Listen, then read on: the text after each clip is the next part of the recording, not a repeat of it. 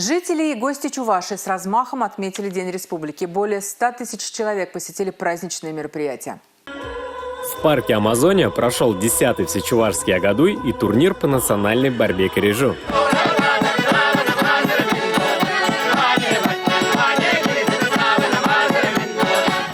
Праздничную программу украсили Всероссийский фестиваль «Зеленое золото России-2022», 30-й Всероссийский фестиваль народного творчества «Родники России» и гала-концерт участников Всероссийской детской фольклориады.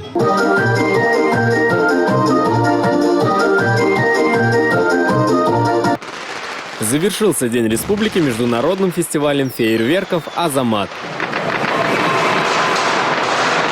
Все мероприятия Дня Республики прошли под девизом «Яндеш Ляховат».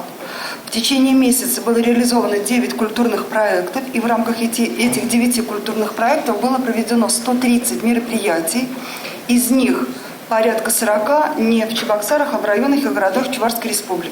В этом году основной площадкой Дня Республики стал Козловский район. Там прошли ярмарки, выставка техники и множество фестивалей. Щедра и богата наша чувашская земля, но главное ее достояние – ее народ.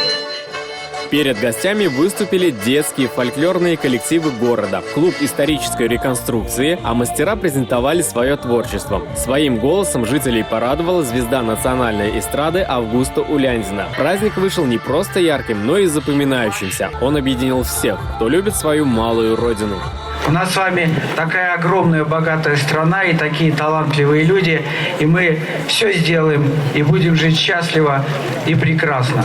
Помимо Дня Республики в Козловке отметили и открытие 9 километров автомобильной дороги «Волга», которая значительно преобразилась от асфальтного покрытия до дорожных знаков и остановок. Мы не теряли ни одного дня, чтобы и выходные работали, и дождь, не дождь.